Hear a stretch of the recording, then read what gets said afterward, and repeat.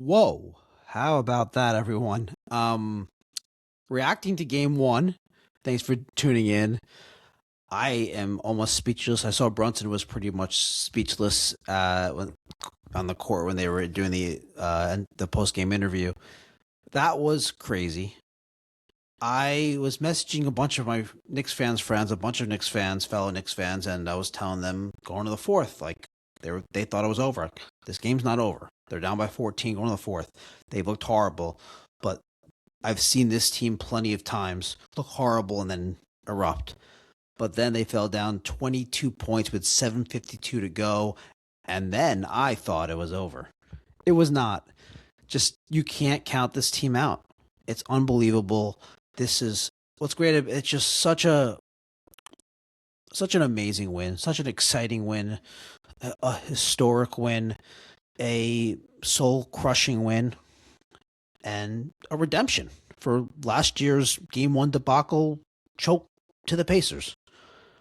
Just what a story that after what happened last year, this is what the Knicks do to repay the fan base for the how demoralizing that was and repay themselves. The Knicks looked rusty. They couldn't shoot. They looked horrible. They let their bad shooting impact their. They got frustrated. They let it impact their defense. Their miscommunication was bad. They were blitzing and they were all behind in the rotation. They weren't rotating to the right guy. They weren't communicating. They weren't shooting well. They got stagnant. The cat hub offense didn't work, and the Knicks kind of were shell shocked by it. Which I don't know why, because you should have thought that was a pretty good chance when you have Evan Mobley, a former Defensive Player of the Year, on cat, and you all like. Eventually, the Knicks moved on from it, and what they did was, like you said, let's play. Let's let Jalen Brunson cook and let Jalen Brunson take over, and let's attack their weak defenders. And I don't know what the Cavs are doing. I assume they're going to do something different, but to me, it's inexplicable that you could just continuously concede the switch when the Knicks keep trying to get have Harden switched on to Brunson, and they're just conceding it. It's like they didn't even try to fight over the screen. They didn't try to show or no, they didn't blitz him. They just kept conceding the switch, and they were like, okay, we're up by 22, I guess. Brunson versus Harden. Let's just not give up threes. If we, I guess that's it. I guess I answered the question. Is that I guess it's not inexplicable. I think the question I just realized is that they're probably like we're up 22 points. If we start blitzing and try to switch and we start rotating, now we're giving up open threes, and we don't want that. Just let Brunson go ISO against Harden, score a bunch of twos, and we'll hit some free throws, and there's not enough time for them to come back with just ISO Brunson on Harden. They were wrong. They were wrong. They missed some free throws. They also couldn't make a shot. Harden pulled his, fourth quarter playoff Harden stuff. He turns the ball over. He's a complete liability on defense. He did hit that one big shot to give them a 2-point lead after the Knicks after Shamet hit the three to tie it. Then Brunson came back and tied it. What a game. I mean, Brunson, incredible in the fourth quarter, incredible in the last 7 minutes of this game, or 8 minutes essentially. That's Jalen Brunson. He gets in a rhythm. He has a defender he knows can't stop him, and he went to work. And the Cavs let him get to work. And I think that's the strategy going forward is, look, I'm not saying to completely forget about the cat hub offense. I think there's going to be times for it. I think you can go back to it, especially when the Cavs, depending on who they have on the court. But this is a Jalen Brunson series. I mean, they don't have anyone to stop Jalen Brunson. Dean Wade did better than Harden, but did not do a good job. The Knicks should have lost this game. They shot horribly.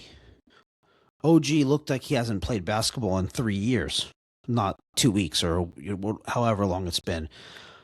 I think there were a lot of issues in this game. I thought Hart, his inability to shoot and his hesitancy to shoot was a problem. Cat shot horribly. OG couldn't even hit the rim. I think there's a lot of rust going on, but look, Mike Brown, credit to him. He recognized, look, we need someone that's not only going to be able to hit threes, but is going to actually want to shoot threes, with no hesitation. Landry Shamet, huge part of this game. Landry Shamet's defense was terrific. Landry Shamet obviously had that game tying three. Then he had the three in the overtime to put them up by 6. Great game by Landry Shamet. Great job by Mike Brown to notice, like, no, we need to go. We need to spread the floor with shooters. We're making it too easy with Hart right now on the court. So Hart did some things that were great, but he just made it too easy for the Cavs to defend them. I think that I just can't believe the Knicks won that game. I mean, down 22 points with 7:52 to go, and at that point the Knicks went on what was the run? 44-11 run to close out the game. Jalen Brunson, 38 points. What did he have? 15 or 17 in the fourth quarter, and then another bunch in overtime. Brunson, incredible. I thought OG for most of the game either was like not healthy or was just not trusting the hamstring. And I thought down the stretch and in overtime, like he started to trust it more. The shooting, I'm not worried about it. He hasn't played in a real game in 2 weeks, so I expect him to come around shooting.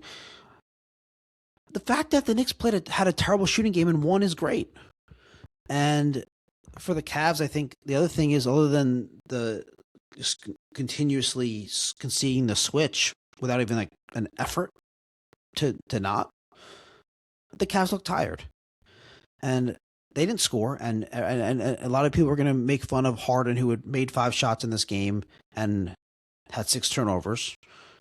But Donovan Mitchell, late in this game, disappeared also. Where was he? He had a couple shot attempts, couple drive attempts, wasn't able to come through. He looked tired.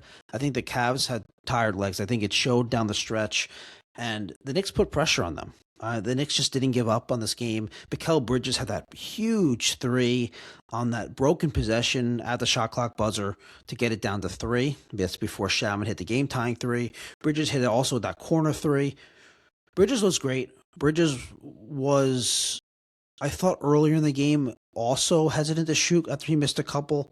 Down the stretch there, though, he was not hesitant to shoot. He made some big shots, so good job, Bridges. All defensive, I thought once the shots started falling, their defense got better. Like, they started feeling good, and then their communication was better, their intensity was better all around. Awesome win. What was even the final score? I don't even know. I have to look at 115-104 running away in overtime, but an all-time great win, a historic win.